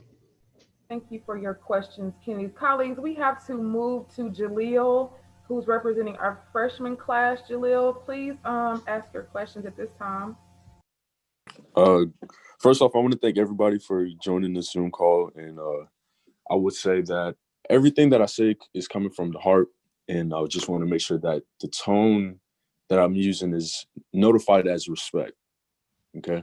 On behalf of the freshman class, I just want to say that I'm not going to lie. We are all human and we are angry, very much so. Not due to just on the university's behalf, but society as a whole, because we come from 2020, right? And endeavoring everything that we went through, didn't have a graduation. Some students, we didn't have that opportunity to actually experience what was supposed to be given to us, right? And we stepped on to going to college, which is higher learning. And, it's like, okay, yeah, we're going to do our best to make sure that your experience is well sought after. But then again, it's like, and just to piggyback off of what Exodus said, he said that it was like a checklist, and that's just how it feels. You know what I'm saying? You can't really change the perception of students when it's a repetitive thing, right? And it starts to and remind you, everything that I'm saying is coming from the heart, and I'm just speaking on personal behalf. It becomes redundant when you say, oh, yes, we're going to do our best, but we have had countless town hall meetings where we voice our concerns, and we had the platform to give you our concerns, and none of them have been dealt with, right? To where you know what I'm saying? We have Black Lives Matters movements where our voices are supposed to be heard, but still yet not be heard. And this is a HBCU, a private HBCU. And I just feel as though that it's like, you know, it hurts when you're like, okay, yes, I didn't have my senior year, right? I didn't get to experience prom. I didn't get to experience these things. And then I get to a platform where it's supposed to be higher education and higher learning, where things should be more professional, right? To where it's not like, okay, yeah, I heard you, but we'll see if this gets done. You know what I'm saying? So it leaves the students in that mental capacity of holding this, where it's in a bondage, where it's like, I can't really escape these four walls of my house. I can't escape these four walls of my brain, where then you have irrational thoughts, right? I took AP psychology in high school, and the brain plays a very, very intricate role when it comes to perception, right? Where you see things in society like COVID virus. Yes, that is it. We are in the pandemic, but it's like the experiences that we dealt with, right? With, you know, dopamine to the brain, where it's like, okay, we are excited to get back on campus. And then 10 days, literally 10 days before moving in, you have people coming from different states. They come down, take their flights and everything. 10 days before, hey guys, sorry to inform you that we will not be going on to campus. That hurt. So it's just like, and then with the teachers, and this will be my last remark for the night. Then with the teachers, it's like they're inconsiderate of what's going on. We talk about experiencing and voicing our opinions, and like I said, all respect. I have had multiple accounts where teachers tell me that I can talk to them, and then when I speak to them, they say they take my tone of voice because of how angry I am with what society is already doing, right? They take that tone and they take it personally, right? And then that's when I literally was striving, and I had an A, and then I got shot down to a B because a professor at Johnson C. Smith had a personal agenda against me, right? And I brought it up, right? I talked about it, and this was, you know, biddle time, brought it up and everything. Things were supposed to get done, but I still felt like as though that things were not getting done. Versus when we are in society, we see things, Black Lives Matter movement, police brutality on black people. This is HBCU. And we feel that, and it's like our voices are supposed to be heard, but still yet not heard. And then they say, oh, yeah, we go to the town hall, and they were like, okay, yeah, we're going to do something about it, but still yet feel that void of nothing is being done. And like I said, that was all from the heart, and it was all respect. And I thank you guys for listening. And that was my remarks on behalf of the freshman class. Thank you. Thanks, Jaleel. Appreciate it. Thank you, colleagues.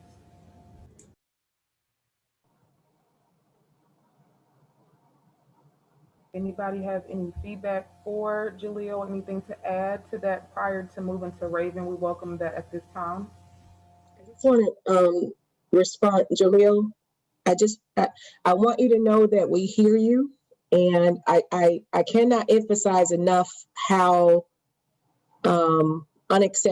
unacceptable this is. I mean, I can speak for me. I feel your emotions, all of you who have spoken so eloquently. Your concerns are not falling on deaf ears. I just want to come back to say to you, you will start to see even more changes as we move forward, because I hold myself accountable. I hold our team accountable, and there will be additional changes coming. Your $25,000, whatever it is, your tuition for the academic year, I'm just going to round it off to $25,000. Even though I'm a mathematician, it's easier to say in 4 years. We want that $100,000 to have a return on investment that you will begin to see really, really exponential changes as you are here at the institution. So please know that we hear you. And I don't want to be here next year having a town hall where these kinds of concerns are continuing to be raised. So I will tell you right now, we are committed to making those changes. And can I offer, Jalil, thank you too. I hear the passion, and this goes back to the question earlier about creating a robust student experience, particularly around issues and concerns that impact communities of color. So I agree with you around the Black Lives Matter movement. We should be responding not only as an institution, but as a student body. So knowing you have my promise, at least moving forward along with my teams, that as we as a world continue to experience all kinds of various challenges, obstacles, but also some triumphs, let our student body be the model for others to follow in terms of how we respond and how we engage and how we go out and make a difference. So I hear you on that piece. As Dr. Morgan indicated, this is my, I'm new back to the institution, my third time back. But I too, you probably get a number of emails from me throughout the week where I do think we should be a responsible voice and be able to advocate on behalf of our community in terms of how we respond to local, regional, national, and international crisis. So you will begin to see us carefully sort of step out there. And certainly I'm open to some of your responses and how you think we should engage. You're exactly right. As an HBCU, we should be at the forefront and setting the example for others to follow. Thank you, Dr. Haywood. Time check is 7:37. We're doing really good on time. Appreciate your response to Jalil, colleagues. Next, we're going to move with Raven. Raven, we welcome you to share your concerns at this time or questions. Hello, my name is Raven Perkins Steele, and I'm currently a graduating senior. And I guess my concern, you all have kind of pretty much answered a lot of my points so far, but my concern was just with housing, because I don't want to speak for everyone, because I know that some people didn't want to return back to campus, and they're completely valid and understandable in their own right. But I think, at least for me, like I know I got an internship right before the email went out about not being able to come back to school. And so it's just kind of like, well, will I not be able to do that because I can't live there? And I understand that we can't have in-person classes, but I was just, I guess, confused why we couldn't like live in our dorms and still have online classes, especially in a dorm like Mosaic, where we have our own bedrooms. We're not sharing the bathroom with the entire floor like some underclassmen dorms. It's just a lot easier, I feel like, to social distance in that type of environment. Also, I mean, our school doesn't have off-campus housing, so we weren't really given any other alternative as to like what to do. Like I had my storage, my stuff in storage has been there since March, and it's a lot. I don't know, it's just like kind of just like saying we're not coming back with no other alternatives for students. But yeah, it's not really a question, just like concerns. Yeah.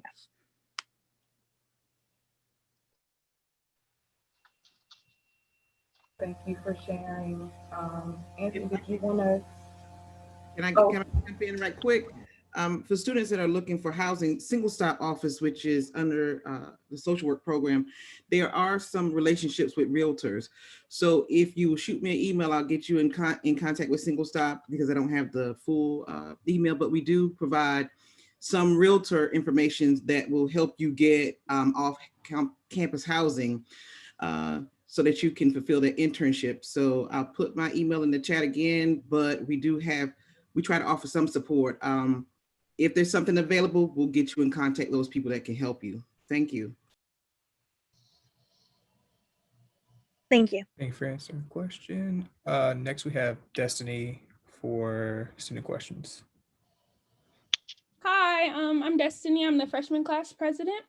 On behalf of my class of 2024, I would like to say thank you for making the difficult decision, to ensure our safety.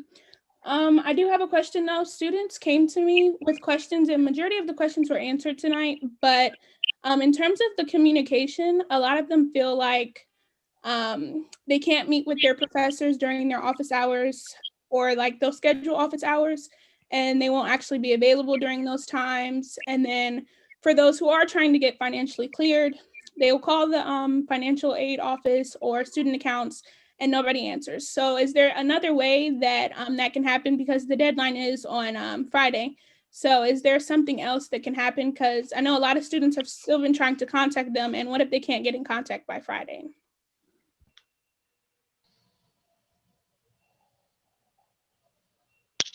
Can I just ask of Dr. Moses? Dr. Moses, I know at one point we had talked about making appointments available to folks, or are we just answering the phone? I don't know if that's better or worse, so that there can be a connection between the student who needs information and the counselor. So that I know that was at one point something we had discussed, Destiny, try to make sure we had some intervals set aside. But I'll let Dr. Moses jump in there. Well, thank you so much for the question. We do have appointments set for our financial aid counselors. They have a calendar set up at the bottom of their email. You will see how to schedule an appointment. However, please do call the financial aid office or email your financial aid counselor. And I put the contact information for financial aid in the chat box. We are in the process of reviewing those students who have not yet financially cleared, as Mr. Petsky stated, to see if we can help apply funds to those students' accounts. If you are in need of additional aid, please do not hesitate to reach out to the financial aid office or myself. I know you're saying that it's challenging to get through. We're answering the calls as quickly as we can, but the best way really is to email at financialaid@jcsu.edu. We are revisiting everyone's financial aid accounts to see if we can apply those additional funds to help close the gap between what you have, what's owed, and what's in your financial aid package. But if you still fall short, please do reach out to us, because we are working with each individual student to make sure that we're helping as much as we possibly can. I just can't emphasize enough, when Mr. Petsky and I talked about allocating additional funds, I said to him and I said to Ms. Moses, I'd like it that there are few, if any, students who do not make it to John C. Smith for lack of money. Money should not be a reason why people aren't coming back this year. So get the word out. If you're short, I'm not going to guarantee it in every instance if you owe $1 billion, but if you are short, we are providing resources for students to clear. Get the word out among your peers. Email, as Dr. Moses said, email the office, your counselor. I think our process will be that anybody who is in the queue by a certain time, we're going to try to make sure we work with them. Is that right, Greg? Right, Dr. Moses? So if you get in the queue before Friday, get in the queue. That's the most important part. If you get in the queue, we're going to find the money. All right? Thank you.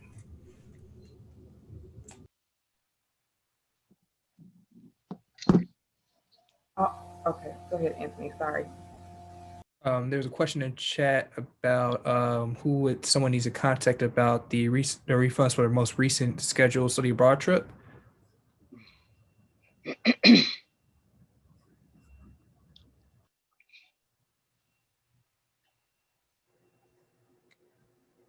Anybody from study abroad, or should we yield an email?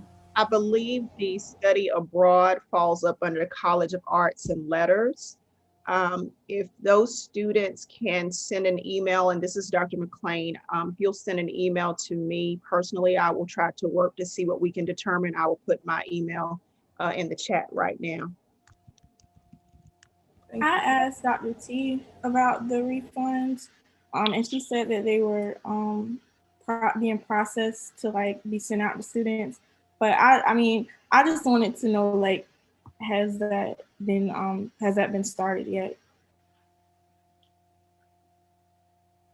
And again, we don't have the dean for that particular college on this Zoom this evening, but from the academic affairs office, as I stated, we will work to find out what's going on with that and communicate with you all. But again, I have placed my email in the chat as well. Thank you, Dr. McSwain. We appreciate that. That was a question that was earlier in the chat for those who were wondering. We're going to have Whitney join us with her questions and concern concern, and then we will follow the cue in the chat, so we'll know who's up next. And we are at about 7:45 or so, colleagues. Hi, my name is Whitney Behringer. I'm Miss Freshman. And this is more of a concern about the university, because I would say communication is kind of one part of the school is on one foot and the other is on a different foot. So I would say communication kind of needs to like be fixed in a way, because when about financial clearance, the date on an email was wrong. And then we had students asking us, oh, are they able to get clear another week, or is it the same date? And then when it was sent out about us going virtually, not even my coach knew. He knew as soon as everyone else found out. And I thought it would be understanding me if the colleagues knew first, instead of them knowing when we found out, because that kind of messes up like one part of them being on one foot and the other being on a different foot. So that's just a concern.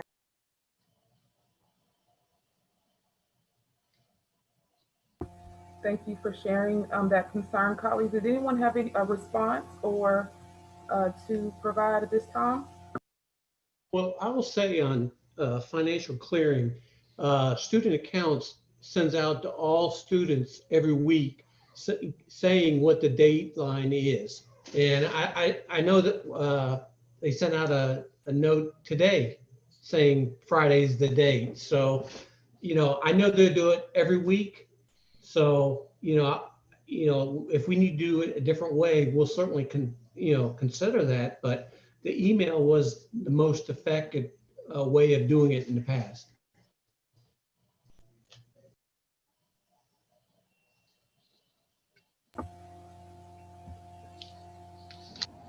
Anthony, did you want to introduce your peer? I think the last person we have the queue is Shereen. Yes, I have. Again, my name is Shereen Hardy. I represent the SGA secretary. My concern is getting the metropolitan students more involved in the activities that we do on virtual, as well as getting communication out to them. I did try to speak with the dean about a way I can maybe represent the SGA as the secretary to get the information out to all of the metropolitan students. I am still waiting back, but I did have a meeting with Dr. Hayward, and I just suggested maybe we can do some mail flyers to just kind of get a different way of communicating with the metropolitan students. Because I do communicate with some, and a lot of the communication that comes out, they don't feel that it's for them. So I was just trying to figure out a way to maybe get them more engaged into some of the JCSU activities that do take place. Great question. Anyone from Student Affairs or anyone for that matter could share some feedback for Ms. Shereen. I will jump in and say one way that we can start engaging our metropolitan students is by marketing a different way, possibly coming up with a series of programs that's marketed under one umbrella, to where, if you saw, I'm just going to throw out a name, Metro Express, that that particular program is for metropolitan college students. Another thing is, for this particular meeting, I tried to make sure I sent an email to Dr. Mitchell, as well as Dr. Herring, who oversees our graduate student population. But what I would try to do in the future is get a list from the registrar's office and send a separate email only to the metropolitan college students, so they can see. Once you see some familiar emails on it, you can kind of know that, hey, these are my classmates, these are my peers, and this program is for me. But we are developing programming that kind of speaks to that more mature adult crowd, as well as families. If I could add something, one thing we have to keep in mind about the Metropolitan College students, though some of them may be a little older, the majority of students on the campus are non-traditional. And so non-traditional students, regardless of whether they're 18, 22, or 35 or 65, some of the issues are the same. So I think that one of the things that we just need to make sure we're doing is including them. And then there's this, they get to discern if that's something that I'd like to do, I participate, but the division of the old folks over there, and I'm saying it because I worked in Metropolitan College, and Dr. McLean can attest, sometimes they felt like that was the old people building. And it's not just old people, it's folks who, you know, maybe a little bit more mature, but some of the issues that a younger person maybe have, they have housing issues too, they have transportation issues, they have food, they have problems with their professors or how to engage. And it really works when we collaborate to how do you handle it, young, old, and how can we support one another. So this is not to chastise anybody, but just to make sure that we're more inclusive of the Metropolitan students, because Metropolitan College is not a school in and of itself. And sometimes that's how it feels, or it felt, I'm sorry. And so we are part of Johnson C. Smith University. So just to make sure that if it's something that you put out to one person, put it out to all people. I yield my time. I do want to add to that, to what Mr. Dorsey and Dr. Curtis mentioned, and I think, and I'm speaking to myself and also my colleagues, maybe it's something that we need to do as an institution, because, you know, we hear about our students in our adult degree program. I'm not going to say it in Metro, because Metropolitan College of Professional Studies is more than our adult degree program.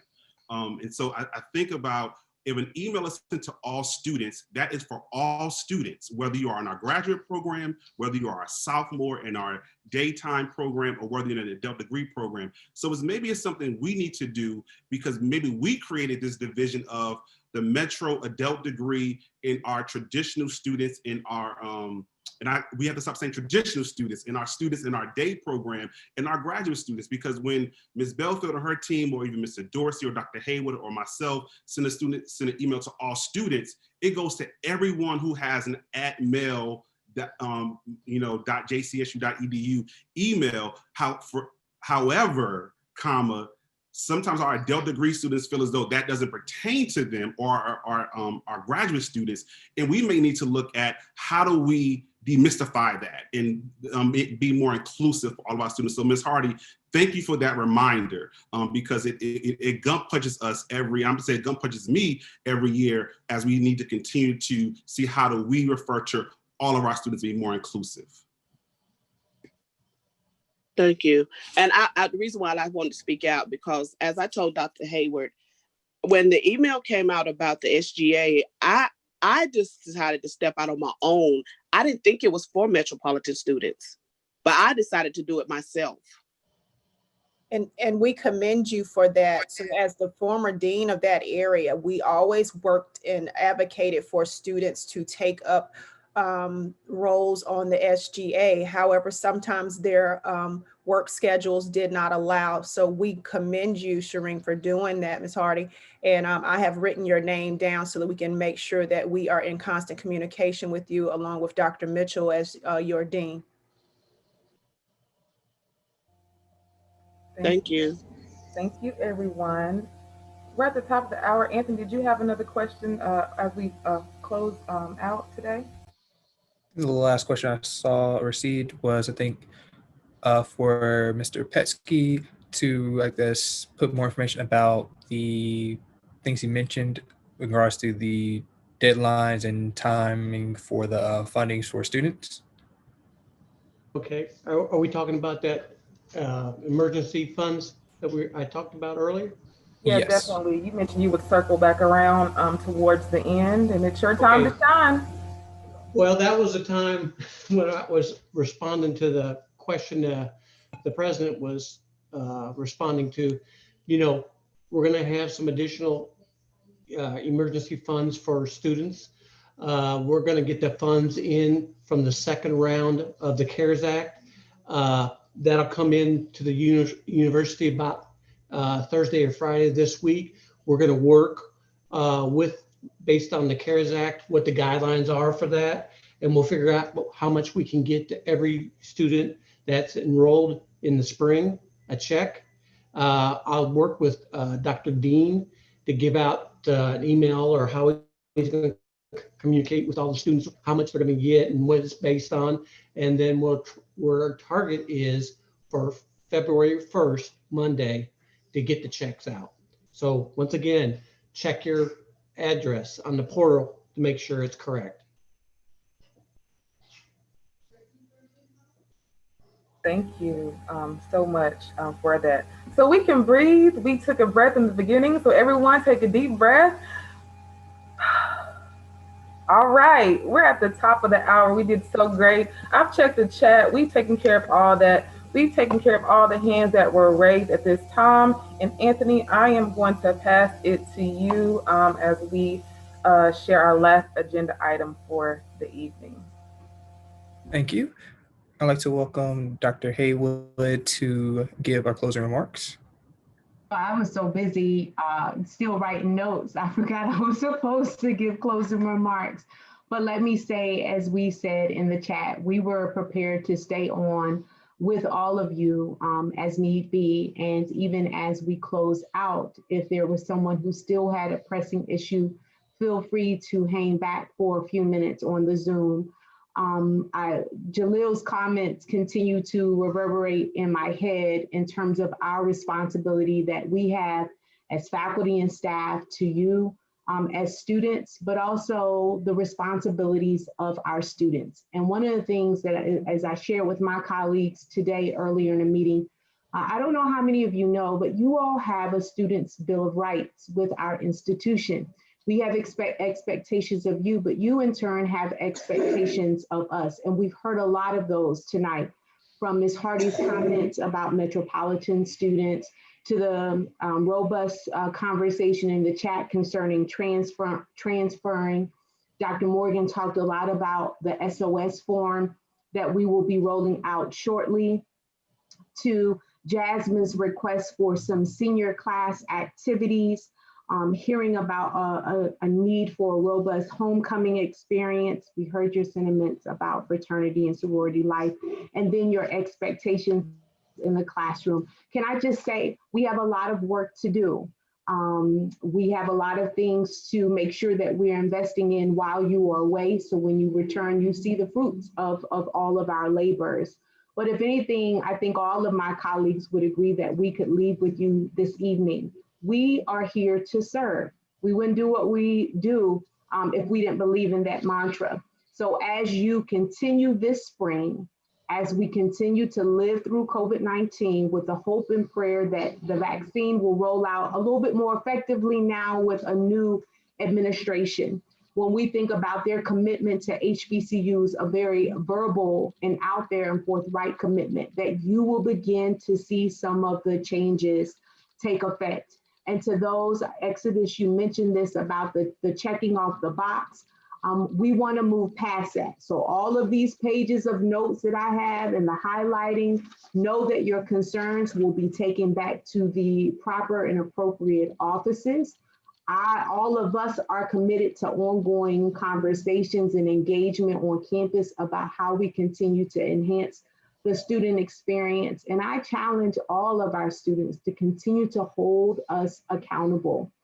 A lot of folks dropped contact information in the chat. For those who have not had an opportunity, please continue to put your phone numbers, your email addresses for our class leaders or our Royal Court. If you have IG handles, social media handles, please put those there. To our parents and caretakers who are on the call, some of you have been on every call we have had. Thank you for continuing to have a strong belief in us. Please reach out, contact us if you have any questions or concerns. President Armister, you hung on to the very end too, so I will defer to you. Do you have any closing comments? Thank you, Dr. Haywood. No need to defer.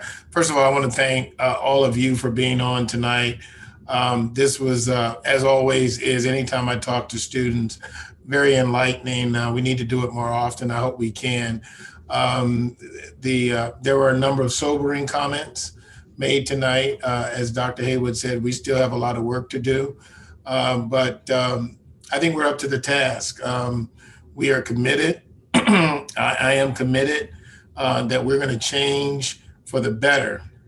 And again, there's so many folks here who are in your corner that I am very confident that we'll be able to overcome some of those sobering comments. And I know there's a resolve, particularly among Dr. Morgan, who has shared with me her resolve and the fact that a lot of what you heard is unacceptable, as it is to me.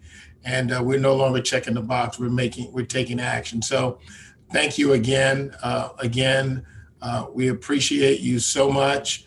Hang in there with us, and I am confident we'll be together again soon. Walking the block, and as Dr. Haywood alluded to, there have been a lot of improvements here that you'll see when you get here. So can't wait to welcome you here with open arms. And again, thank you so much for your comments, and I know we'll have an opportunity to talk again. Good night.